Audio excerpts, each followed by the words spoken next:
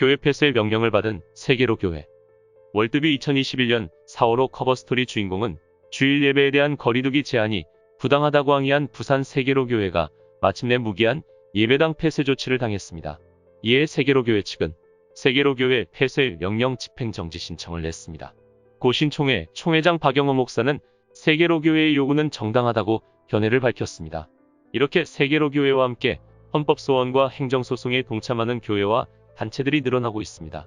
반면에 이런 시국에 현장 예배를 고집하는 것은 난센스라고 하는 기독교인도 있습니다. 월드뷰는 소년보 목사로부터 그동안 어떠한 일이 있었는지 그리고 한국 교회에 바라는 사항 등에 대해 지상 인터뷰를 통해서 들어봤습니다. 소년보 목사는 고신대학교 신학과 및 고려신학대학원을 졸업하고 하만 함성교회에서 전도사로 섬기다가 세계로 교회에 부임했습니다. 먼저 독자의 이해를 돕기 위해서 세계로 교회가 폐쇄 명령을 받기까지 어떤 일이 있었는지 간략히 정리를 부탁드립니다. 세계로 교회는 방역수칙을 철저히 지켰으나 정부에서 강제하는 인원 제한, 즉 규모와 관계없이 20명만 예배를 드리라는 제재에 따르지 않은 것 때문에 폐쇄 조치를 받은 것입니다. 작년 12월 사회적 거리 두기가 2.5단계로 격상되면서 방역수칙으로 교회의 대면 예배 금지 조치가 포함되었습니다. 한국 교회와 제대로 된 협의도 어떤 통계나 합리적인 근거도 없는 획일적이고 포괄적인 조치를 그대로 받아들일 수 없었습니다. 세계로 교회는 당회 만장일치로 대면 예배를 고수했습니다. 이로 인해 수많은 고발, 수차례의 경찰 조사와 재판이 있었고 결국 세계로 교회는 감염병 예방법 제49조 일명 교회 폐쇄법에 따라 경고 운영 중단 10일 그리고 폐쇄되었습니다. 이에 따라 세계로 교회는 폐쇄 명령에 대한 집행정지 신청, 행정소송 그리고 헌법소원 심판을 제기했습니다. 집행정지 신청은 기각되었지만 현재 헌법소원 심판 제기에 대해 심리 중입니다. 폐쇄 후 찾아온 첫 주일 예배를 교회 잔디밭에서 야외 예배로 드렸습니다. 정말 추운 날씨였음에도 마스크 착용, 2m 거리 두기, 명부 작성 등 모든 방역수칙을 철저히 지키는 가운데 영광스러운 예배를 드렸습니다. 수백 명의 성도가 참석했고 수많은 기자가 보도했습니다. 당국도 부담을 느꼈는지 예배당 폐쇄 조치는 야외 예배를 드린 다음날 해제되어 본당에서 예배를 드릴 수 있게 됐습니다. 예자연과 같은 여러 단체가 성명도 발표하고 세계로 교회의 지지를 보낸 것으로 알고 있습니다. 여기에 대해서도 자세히 설명해 주시죠. 예배 회복을 위한 자유시민연대인 예자연은 폐쇄 명령에 대한 집행정지 신청, 행정소송, 그리고 헌법소원 심판을 제기하는 데 큰 도움을 주었습니다. 또한 제가 전혀 알지 못하는 단체와 목사님, 성도님들이 자발적으로 세계로 교회에 찾아오셔서 지지 선언을 해주셨습니다. 지지 선언 집회도 방역수칙이 철저히 지켜진 가운데 진행되었습니다. 수많은 목사님이 정부의 조치에 대해 우리 교회와 같이 생각하고 있으셨음을 다시 한번 알 수 있었습니다. 폐쇄명령 집행정지 이후 제가 여러 건의 경찰 조사, 재판, 토론 프로그램에 참석할 때 전국과 해외 각지에서 기도와 후원을 해주셔서 정말 감사하게 생각하고 있습니다. 교회는 예식장, 공연장, 극장, 목욕탕, 식당, 지하철 등과 달리 형평성에 어긋나는 규제를 받았습니다. 어느 정도로 비합리적이었나요? 우선 다른 종교와의 차별 문제입니다.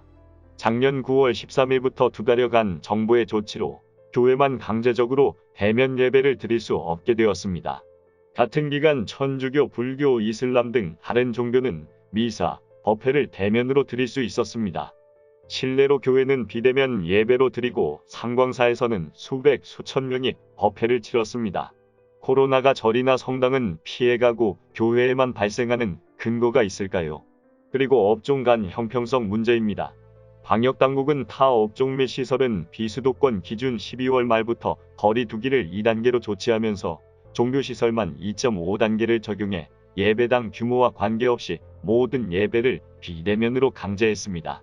500명 규모의 교회도 20명, 1000명 규모의 교회도 20명, 10,000명 규모의 교회도 20명으로 제한했습니다. 즉 정부에서 사실상 교회를 폐쇄한 것입니다. 교회와 달리 식당, 영화관, 백화점은 모두 문을 열고 영업을 했습니다. 이런 영업점은 특성상 불특정 다수가 수시로 이용합니다. 또한 서울 지하철은 하루에만 730만 명이 발 디딜 틈도 없이 타고 다닙니다. 식당, 영화관, 백화점은 모두 문을 열고 지하철과 버스도 제한 없이 모두가 이용합니다.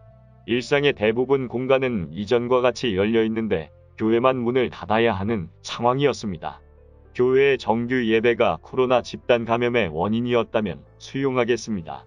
그러나 마스크를 쓴다면 대면 예배에서의 코로나 감염 위험이 희박하다는 박능우 전 장관의 발언과 종교시설 발집단 감염은 8.2%에 불과하다는 통계를 보면 대면 예배를 모두 비대면으로 전환한 정부의 제재가 상식적으로 이해되지 않습니다. 게다가 이 8.2%의 통계에 타 종교와 선교센터 등의 발생도 포함하고 있어 정확히 교회만을 의미하는 것도 아닙니다. 감염 경로도 대면 예배 때문인지 예배 후 식사 때문인지 교회 예배를 마치고 식당에서 걸린 것인지 확실하게 나타나 있지 않습니다. 문재인 대통령께서 방역은 과학이라고 하셨는데 통계와 다른 종교, 업종과의 형평성 등을 보면 방역이 과학인지 전혀 이해가 되지 않습니다. 다른 사람의 말처럼 방역은 정치의 수단이 되고 있다는 말에 더 공감이 가는 실정입니다. 기독교 내부에서도 코로나 사태는 사실상 교회 책임이다라는 주장이 있는데 정말 교회 예배 때문에 코로나가 더욱 확산되었나요? 올해 2월 1일 윤태호 방역총괄반장은 기자브리핑에서 대면 예배에 의한 감염이 사실상 지금까지는 거의 없다라고 분명히 밝혔습니다. 저는 작년부터 예배를 통한 코로나 확산이 없다며 통계와 방역 수칙의 비합리성을 주장하고 동시에 방역 당국의 근거를 요구했는데 이제야 정부가 대면 예배에서 감염 확산이 없음을 밝힌 것입니다. 박능우 전 보건복지부 장관도 작년 7월 16일에 확진자 3명이 9,000명이 다니는 수원의 어느 교회에 여러 번 방문했으나 교회의 강력한 마스크 조치로 추가 감염자는 단 한 명도 없었다라고 밝힌 바 있습니다. 통계를 보면 코로나가 발생한 2020년 한 해 동안 총 감염자 중에서 천주교, 이슬람, 불교 등 모든 종교시설발 집단 감염은 전체의 6.7%라고 질병청이 작년 12월 31일 발표하였습니다. 올해 1월 집단 감염이 발생한 BTJ 열방센터와 IM 선교회까지 포함해도 20년 1월부터 21년 1월 31일 종교시설발 집단 감염은 8.2%에 불과합니다. 방역당국의 발표와 통계에서도 보듯이 방역수칙을 지키면서 진행되는 교회 예배는 코로나 확산의 주범이 아니라는 것이 분명한 사실입니다. 방역당국이 이런 사실을 분명히 말하고 있는데 일부에서 이를 무시하고 한국 교회가 코로나 확산에 책임을 져야 한다는 식의 발언을 해서 매우 유감스럽게 생각합니다. 이들의 목적이 무엇인지 저희가 의심스럽습니다. 정부에서는 이번에 분명하게 교회 예배 때문이 아니라고 했는데 왜 그동안 정부와 언론은 마치 교회가 코로나 확산의 주범인 것처럼 말했을까요? 현 정부의 정책에 교회가 반정부적 비판을 많이 해서 이 기회에 교회를 탄압하기 위해서 이런 누명을 씌우는 것일까요? 방역당국에서 교회 대면 예배에 의한 감염이 사실상 없다고 말한 것은 올해 2월 1일입니다. 이 언급이 있기 전까지 거의 1년 동안 정부의 브리핑, 방송 인터뷰, 그리고 언론이 교회에서 코로나가 감염되었다고 수없이 발표했습니다. 또한 기독교 일부 단체나 목사들이 언론을 통해 코로나 확산의 책임이 30% 이상 기독교에 있다고 말하면서 한국 교회가 사죄해야 한다, 혹은 책임을 져야 한다는 식의 발언을 했습니다. 종교시설 발 집단 감염은 8.2%인데 반해 목회데이터 연구소 조사에 따르면 코로나 확진자 중 교회 발 감염을 44% 정도로 인식한다고 나타났습니다.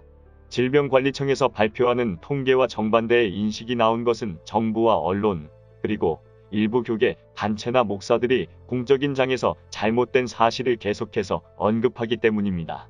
정부에서 교회를 탄압하려는 의도가 있는지는 모르겠습니다. 아니길 바랄 뿐입니다. 그러나 현실을 보면 그렇게 생각할 수밖에 없습니다.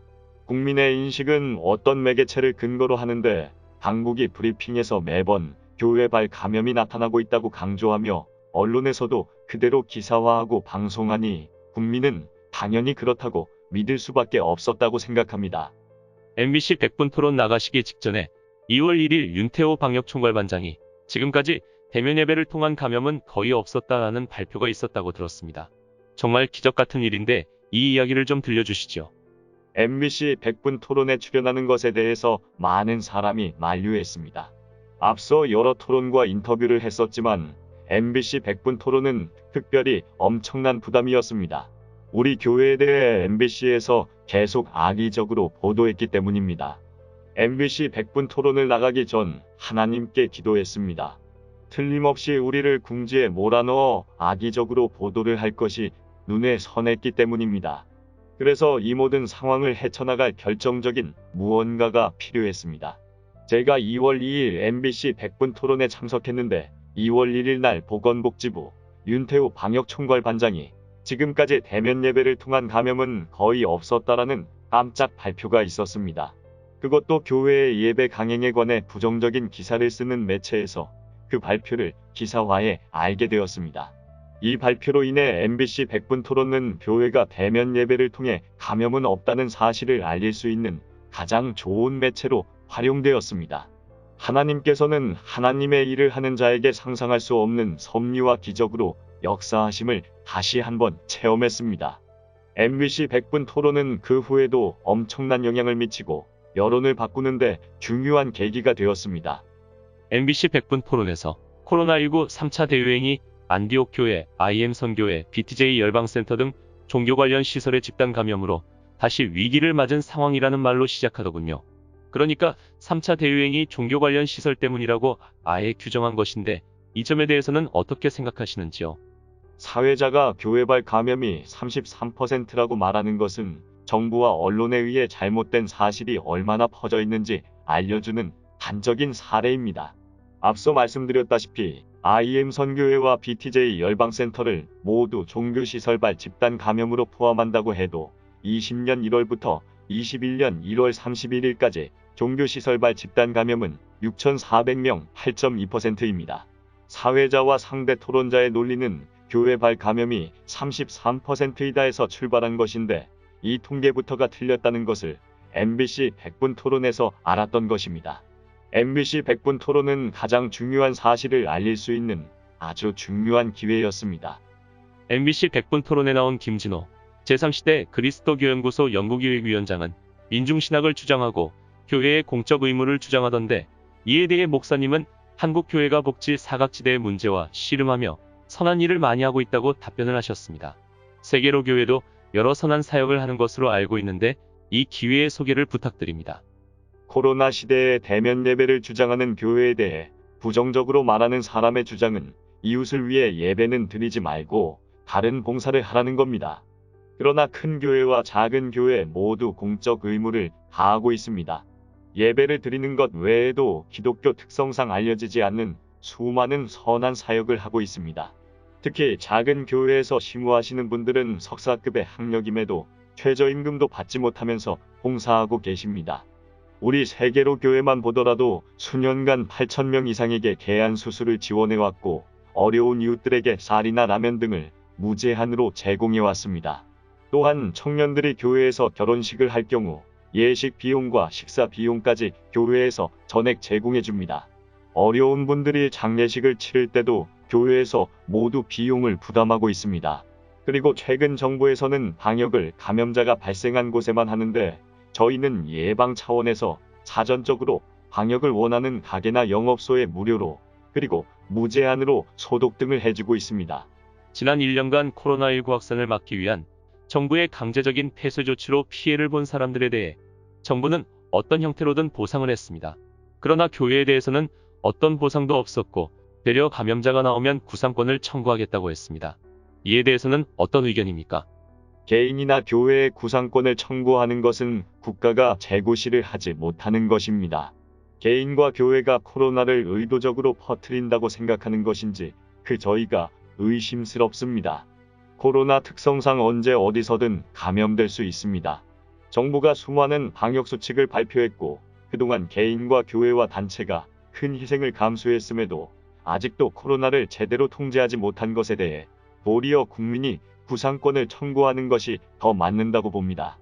이번에 고신교단에서 대면 예배를 통해 감염 예배가 거의 없다고 함에도 그동안 교회를 폐쇄하도록 강제한 것에 대하여 책임자 처벌, 배상 조치를 요구하는 성명서를 준비하고 있습니다. 방역 당국에서도 예배 자체는 밀집도가 낮으므로 예배 때문에 감염자가 늘어나는 것이 아니라는 발표를 했습니다. 그래서 그동안 기숙사나 학교 등으로 분류되어야 할 곳의 감염을 마치 교회 예배로 인한 감염인 것처럼 호도하던 일을 못하게 된 것 같습니다. 앞으로 어떻게 대처해 나가야 한다고 보십니까?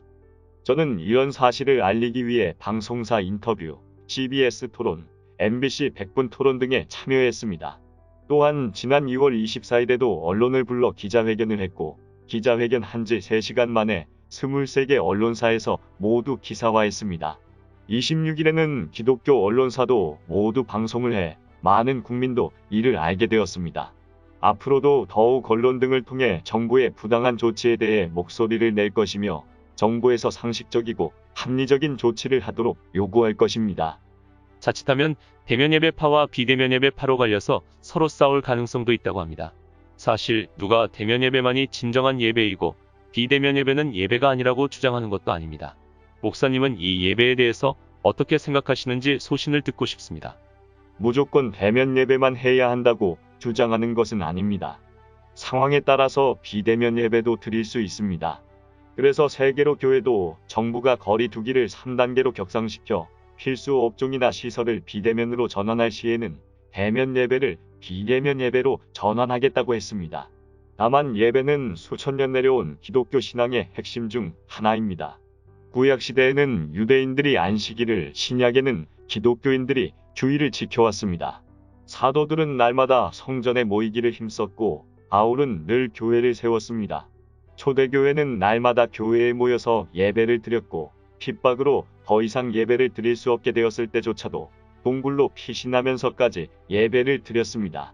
로마 시대 때부터 매주 일요일을 공휴일로 지정하면서까지 예배를 드리게 해 지금까지 전 세계에서 주일로 지켜오고 있는데 기독교의 이런 역사성과 특수성을 단번에 무시하고 비대면으로 전환할 수는 없는 것입니다.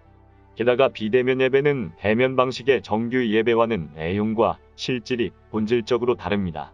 대면 수업과 비대면 수업이 다른 것처럼 마찬가지입니다. 부모들은 일반적으로 자녀에게 온라인으로 수업을 듣게 하는 것보다 직접 학교에 가서 수업을 듣게 합니다. 심지어 유학까지 보냅니다. 이것은 대면 수업과 비대면 수업이 차이가 있기 때문입니다.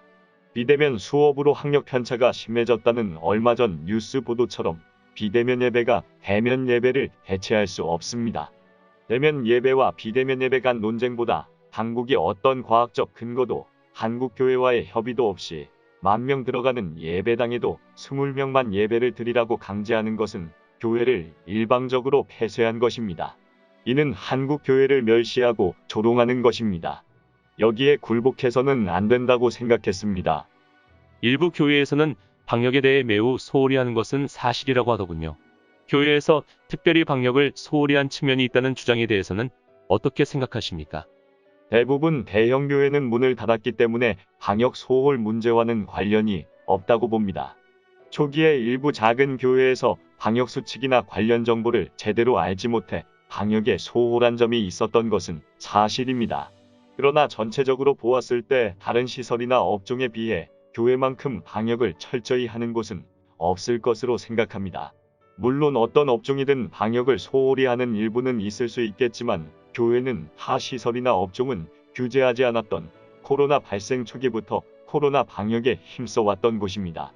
우리 교회만 보더라도 발열 체크, 손 소독제, 명부 작성 등 방역 수칙을 철저히 지켜왔습니다. 매주 예배를 드리기 전에는 교회 모든 건물에 소독까지 하며 방역에 철저히 힘쓰고 있습니다. 예자연에서 예배의 자유를 위해서 함께 싸우고 있는 것으로 알고 있습니다. 예자연은 어떻게 생겼는지 그리고 최근의 활동을 좀 소개해 주시기 바랍니다.